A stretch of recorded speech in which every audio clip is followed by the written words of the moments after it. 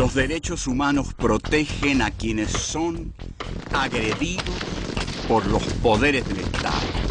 En la Edad Media era absurdo plantearlos. No había derechos para los hombres.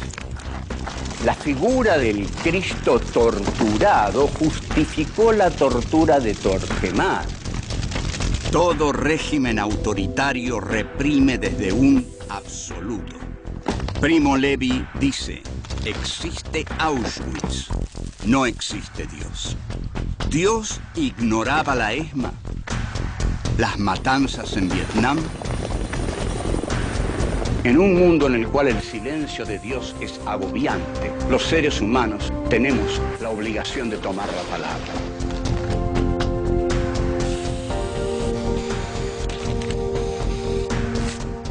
Filosofía aquí y ahora 5. Filosofía y derechos humanos.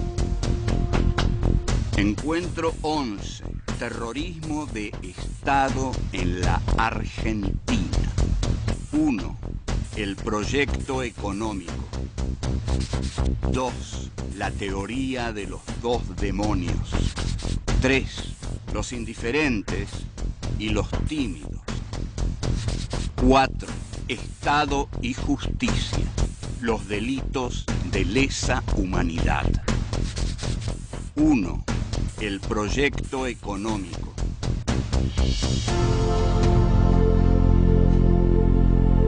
Este es nuestro encuentro número 11 de Filosofía aquí y ahora.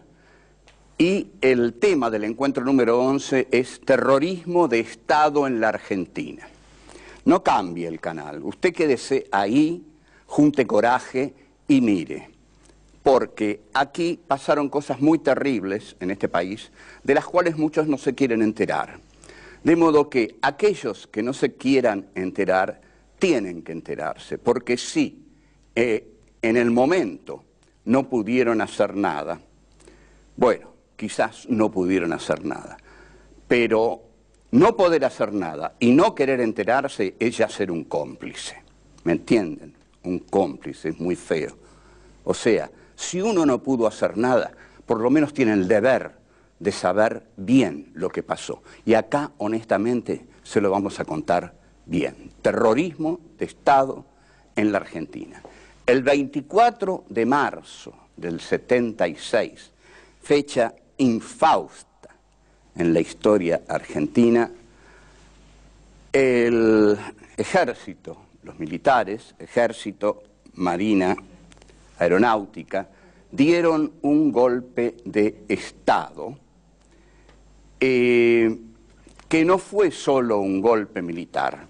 Todos sabían y todos decían que lo que venía nunca había ocurrido, y nunca había ocurrido porque nunca se había llegado a un grado tan extremo de represión, de crueldad y a una medida como la instauración de campos de concentración en la Argentina que nunca habían existido bajo ninguna dictadura.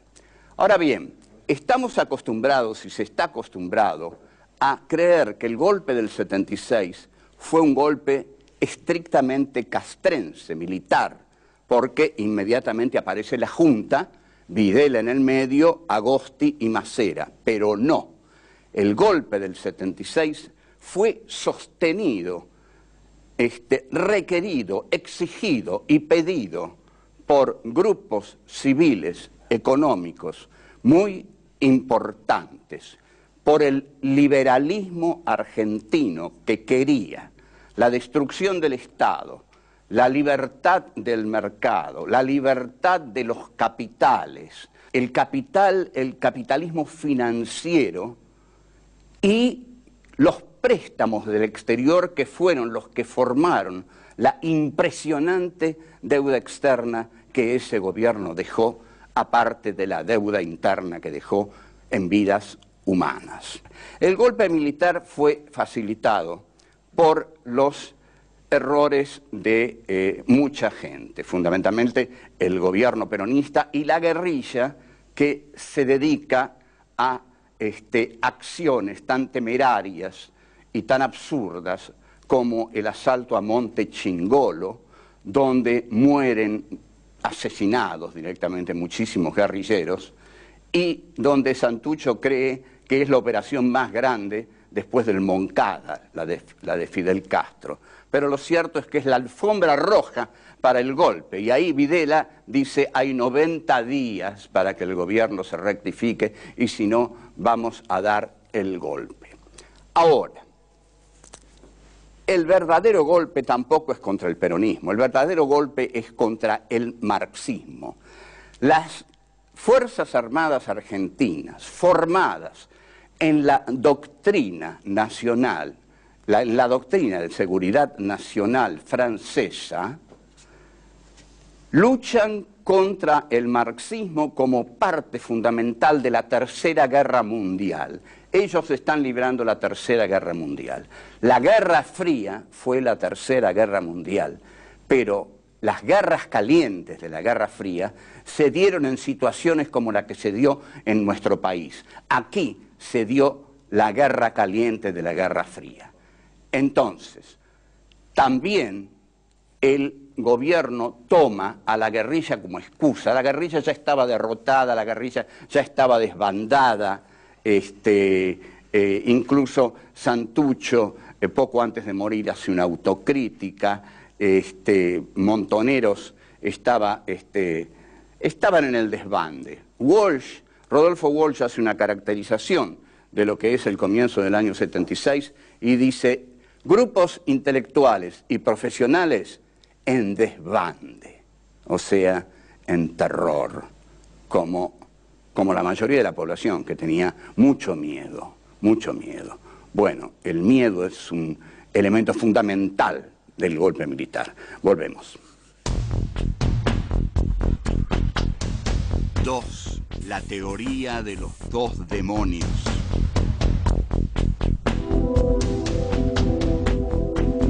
La subversión estaba derrotada en 1976, de modo que fue una excusa. La lucha contra la guerrilla fue una excusa para imponer el plan económico y para liquidar a todos los sectores políticos del centro a la izquierda.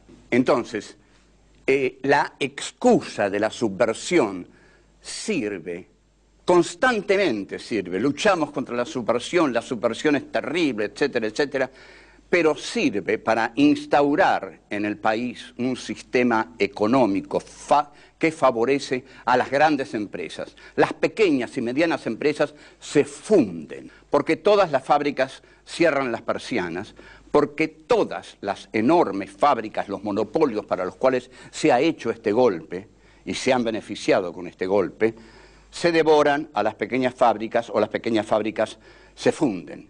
El golpe también se hace para robar, porque Guillermo Walter Klein no necesita préstamos, pero los bancos norteamericanos le ofrecen préstamos y los toma a cualquier tasa, y así se va formando la deuda externa. Ahora, con ese dinero se equipan los militares, se lo quedan los economistas, se compran conciencias. Es un dinero corrupto. Ese dinero corrupto forma la deuda externa argentina, que es ilegal, y que es el señor Domingo Cavallo el que la estatiza, el que la hace formar parte del Estado. Domingo Cavallo, ¿no? Economista de Menem y de la Rúa. Y ahora debe estar dando conferencias por el mundo a unos $30.000 la conferencia. Hay hombres que nacen así con estrella. Bueno, el golpe es terriblemente sanguinario y esto aterroriza a toda la población. Hay una teoría con la que empieza el Nunca Más. Una misma violencia agitó a la Argentina durante los años 70. Bueno, eso es un gran error que quizás el alfonsinismo concedió por ser demasiado temprano como para decir la verdad. No hubo dos violencias del mismo signo. La violencia estatal es privativa del Estado. y no puede ser comparada con ninguna otra violencia. La otra violencia puede ser la violencia de grupos civiles, pero no, los grupos civiles no pertenecen al Estado. El Estado además tiene la obligación de hacer un uso legal de la violencia ligada a la justicia. Pero esto no se hizo así, se hizo una violencia clandestina basada en la desaparición de los cuerpos. Dos palabras sobre la desaparición de los cuerpos. No hay dos demonios, por favor, escúchenme bien, se los pido por favor, no hay dos demonios, sobre todo porque cada militar que moría, los familiares tenían el cuerpo, lo podían velar, lo podían enterrar, la madre, el padre, el hijo, lo que fueran, podían ir al cementerio, podían llorar, podían rezar, sabían que había muerto, que no iba a volver más. En cambio, la madre, el padre de un desaparecido vive una angustia terrible porque no tiene el cuerpo, no tiene cómo velarlo, no tiene cómo enterrarlo, no tiene dónde tenerlo, no tiene dónde llorarlo, no puede abrazarlo en el cajón, y sobre todo siempre está esperando que vuelva. Cada paso que oye a la noche cree que es su hijo que regrese. Esto aniquila por completo la teoría de los dos demonios, pero la aniquila por completo. Hay que pensarlo desde ahí. Unos tuvieron los cuerpos, otros no tuvieron los cuerpos. Se acabó. No hay dos demonios. Volvemos, quédese, tenga coraje, mire esto, usted tiene que verlo y seguimos. 3. Los indiferentes y los tímidos.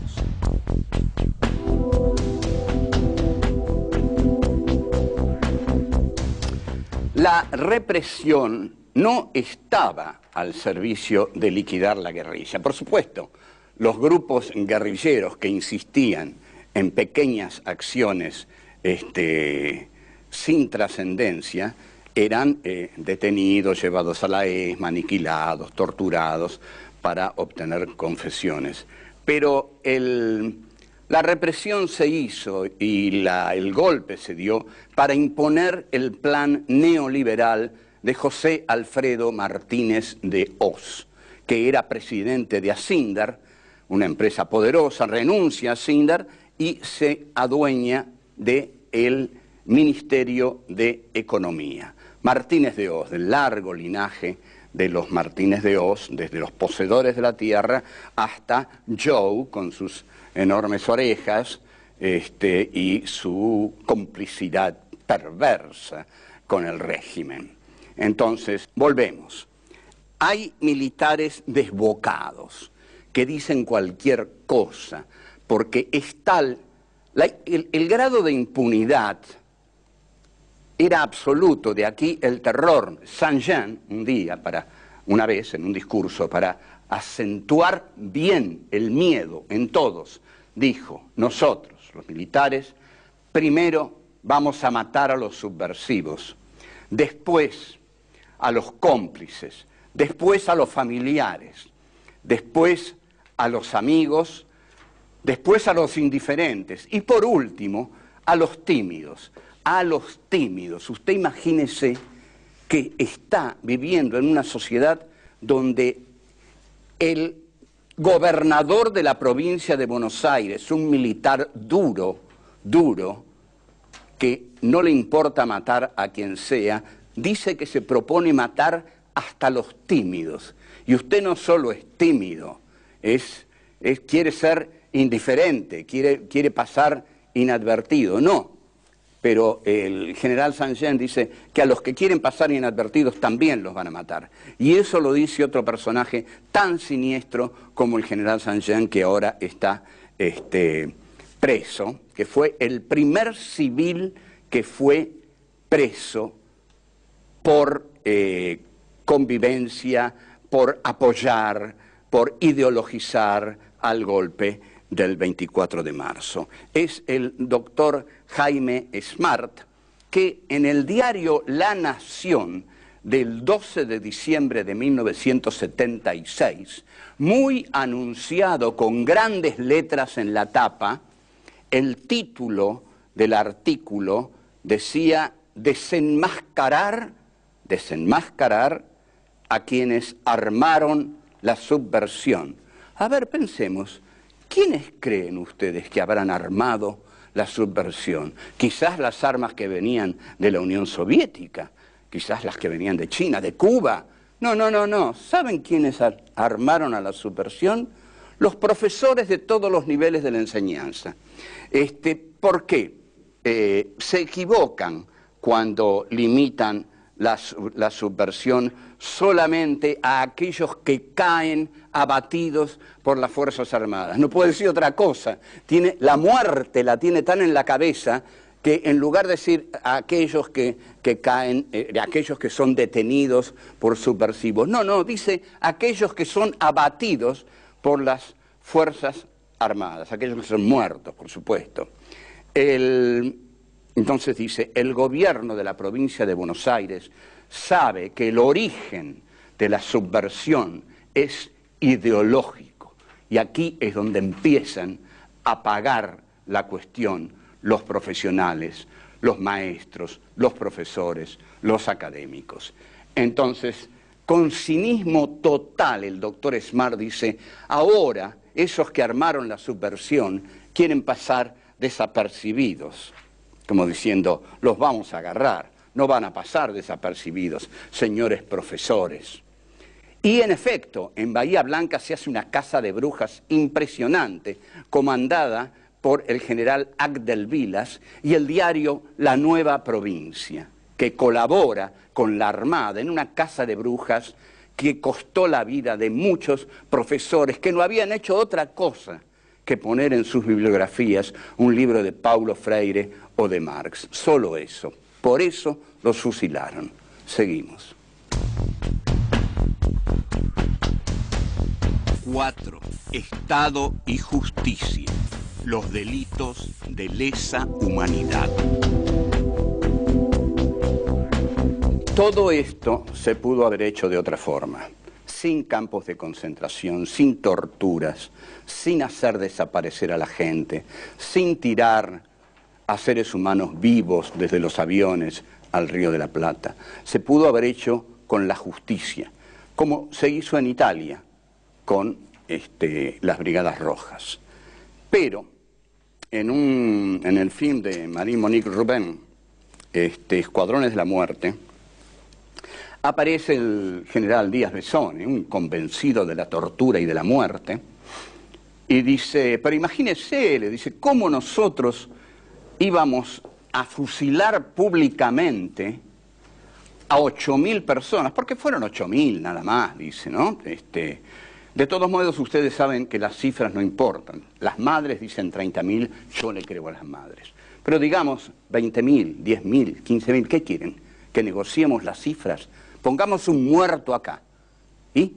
Es más fuerte que cualquier estadística. Un muerto acá, usted lo mira, yo lo miro, y es más fuerte que le digan a usted 30.000, 20.000, 6 millones, 4.800.000, porque, como dice Todorov, un muerto es una desgracia, 20.000 muertos es una estadística, lo cual es muy distinto. Entonces, no se aplicaron los derechos humanos. El Estado tiene el derecho, la necesidad, el imperativo de aplicar la justicia. Para eso es el Estado. El Estado no puede ser una banda, si no, no es un Estado, es una banda. Entonces tiene que aplicar la justicia, pero dejaron de lado la justicia para convertirse en una banda clandestina y actuar por medio de los grupos de tareas. Bien, todo esto se hizo para lograr otro país, para terminar en última instancia definitivamente con el populismo estatal peronista, para terminar con el populismo estatal peronista e inaugurar una economía neoliberal de mercado aliada a los Estados Unidos y una economía que fuera alimentada por los créditos del exterior y que el Estado fuera cómplice de esta tarea económica. Rogelio García Lupo, que es un brillante periodista argentino, publicó en el diario Clarín en el año 2001 el complot del doctor Perrió, la conspiración civil. Jaime Perrió, recuerda este nombre, Jaime Perrió fue un aventurero, pero además fue un hombre de mucho dinero y asesoró a los militares en cuestiones económicas. Perrió fue el puente entre militares y civiles. Era un civil rodeado de civiles y que tenía claramente una ideología de colaboración con el plan de las Fuerzas Armadas. Y muchos otros civiles colaboraron con el golpe. ¿Dónde están hoy? Holanda, cuando la chica esta Sorreguieta se quiere casar y ser princesa, investigan profundamente al padre y no le permiten asistir al casamiento de su hija porque fue ministro de Agricultura de la dictadura asesina argentina. Entonces Holanda, que no iba a recibir la copa en el Mundial del 78 si lo ganaba, impide, dice no, el señor Sorreguieta no, la chica que se case, pero el señor Sorreguieta a Holanda no entra porque fue cómplice de un gobierno de asesinos. Ahora bien, son juzgados por delitos de lesa humanidad. Y vamos a aclarar bien qué es un delito de lesa humanidad. El Estado no puede cometer crímenes arbitrarios. El Estado tiene que hacer justicia y cuando apresa a alguien, tiene que suponer ante todo que esa persona es inocente. Y después demostrar su culpabilidad. Este es un principio fundamental de la juridicidad de las naciones, desde Hobbes en adelante, o antes, pero desde Hobbes, por lo menos desde el Leviatán en adelante.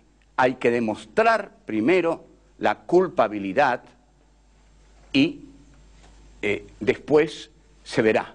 Pero todo detenido es inocente. Por eso, usted no se asombre si yo le digo que los 30.000 o los 20.000 o lo que sea, eran todos inocentes, porque ninguno fue juzgado, ¿está claro? Ninguno fue juzgado.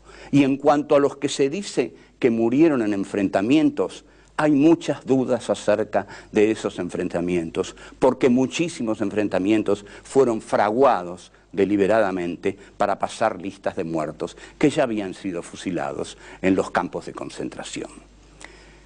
Entonces, los derechos humanos, ¿dónde están? Son las organizaciones de derechos humanos que defienden el primer punto de la Declaración de Derechos Humanos. Toda vida es valiosa e irreemplazable. Esta debe ser la primera verdad que debe anidar en el corazón de todos los hombres y que desgraciadamente no es así. Pero si fuera así, viviríamos en otra clase de mundo. El terrorismo de Estado, por el contrario, barre con los derechos humanos y jamás va a considerar que una vida es sagrada, sino que va a considerar que una vida no vale nada. Porque el general Ramón Camps dijo: nosotros no matamos personas, matamos subversivos. ¿Hace falta que le diga algo más? Chao, hasta luego.